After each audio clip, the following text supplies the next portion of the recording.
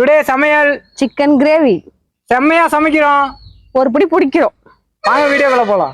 Let's go. மல்லித்தூள் 1/4 teaspoon,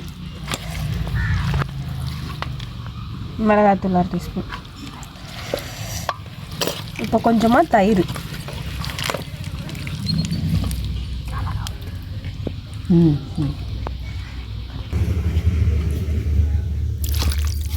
கொஞ்சமாக தயிர் போட்டு நல்லா பிசைஞ்சு மசாலாவோட ஊற வச்சுட்டு அடுத்து நம்ம கிரேவிக்கு தேவையானதெல்லாம் செய்யணும்.